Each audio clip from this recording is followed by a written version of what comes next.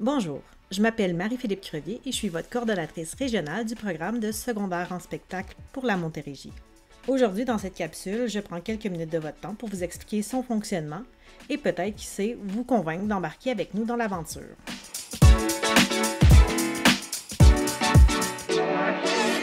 Secondaire en spectacle, c'est un programme d'ACLAM. ACLAM, c'est un organisme de bienfaisance provincial qui soutient le développement culturel et artistique des jeunes du secondaire. En Montérégie, c'est Loisirs et Sport Montérégie qui s'assure de coordonner le programme de secondaire en spectacle dans les écoles privées et publiques. Le programme de secondaire en spectacle est axé sur l'expérimentation, l'apprentissage et l'implication des jeunes. Il vise à favoriser la persévérance et la réussite scolaire, encourager la pratique artistique et valoriser l'engagement des jeunes dans leur communauté. Mais concrètement, SES, ça ressemble à quoi? C'est un programme artistique qui permet aux jeunes de performer sur scène et de présenter des numéros artistiques dans des catégories comme chant, danse, musique, théâtre, etc. C'est aussi un programme qui permet aux jeunes de s'impliquer dans la production du spectacle. On a des postes comme animateur, maître de cérémonie, organisateur, journaliste, technicien. Il y en a vraiment de tout pour tous les talents. Le programme se déroule en 3 grandes étapes et pour chacune de ces étapes, votre coordination régionale est là pour vous accompagner.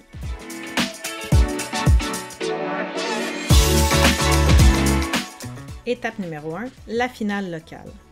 Chacune des écoles inscrites au programme de secondaire en spectacle se doit d'organiser un spectacle devant public. C'est ce qu'on appelle la finale locale. Alors, les jeunes de l'école présentent des numéros artistiques et un jury évaluera ces numéros pour en sélectionner 2 gagnants qui passeront à l'étape suivante, soit les finales régionales. Sachez qu'il est également possible d'inclure lors de votre finale locale des numéros hors concours. C'est ce qu'on appelle lorsque, par exemple, vous avez des jeunes qui aimeraient présenter des numéros artistiques qui ne respectent pas les règlements de secondaire en spectacle pour la partie concours ou bien qui désiraient ne pas compétitionner pour se rendre aux prochaines étapes du programme.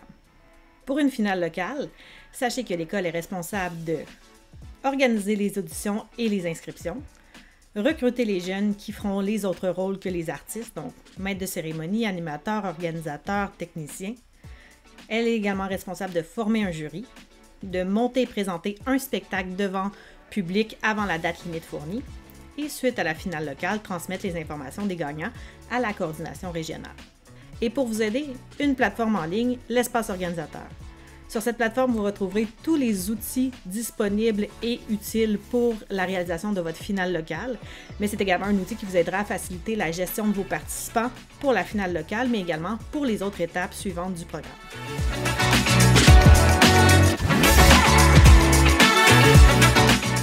Étape numéro 2, les finales régionales. Chaque école envoie 2 gagnants de sa finale locale aux finales régionales. En tout, ça représente 5 spectacles en Montérégie qui se tiennent habituellement au mois de mars. À ce moment-là, l'école a pour responsabilité, bien entendu, d'envoyer toutes les informations nécessaires à la coordination régionale de leurs 2 numéros gagnants, ainsi que d'envoyer un accompagnateur lors de la journée du spectacle qui accompagnera les jeunes tout au long de la journée. Nous, de notre côté, on s'occupe du reste. On est en charge de la salle, des équipements, de l'équipe technique, des collations, des formations, de l'horaire. Donc vraiment, on offre tout pour que les jeunes aient une expérience inoubliable lors de cette journée. Une journée de finale régionale, ça se déroule habituellement ainsi. En matinée, on invite les numéros plus compliqués à se présenter d'avance en matinée pour pouvoir faire leur général technique. On parle de numéros compliqués, par exemple, un groupe de musique. Tous les autres participants arrivent à midi, où il y a mot de bienvenue, visite des lieux et explication du déroulement de la journée.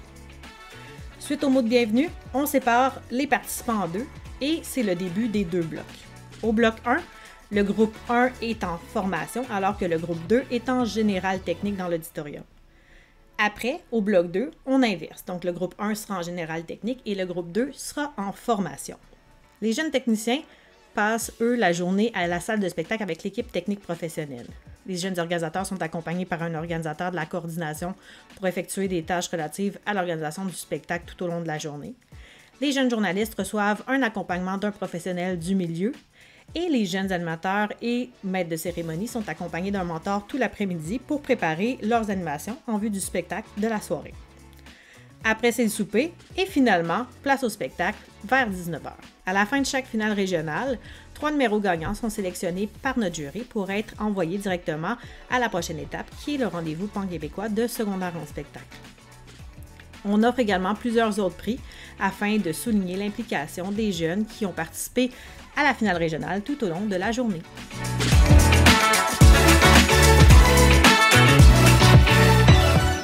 Étape numéro 3, le rendez-vous pan-québécois de secondaire en spectacle.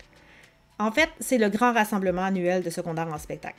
C'est près de 800 jeunes de partout au Québec qui se réunissent pour 3 jours d'activités, de formation, de spectacles dans une ambiance festive et inspirante.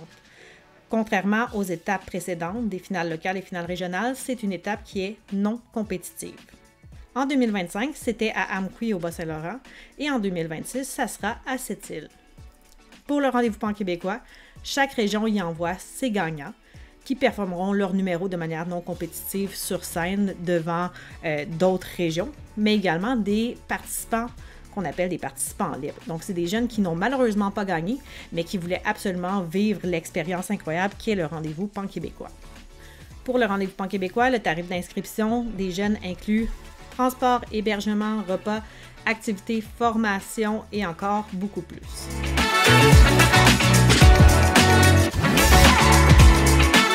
Merci beaucoup de m'avoir écouté et si jamais vous avez besoin de plus d'informations, je vous invite à consulter la page web de Secondaire en spectacle ou de contacter votre coordination régionale.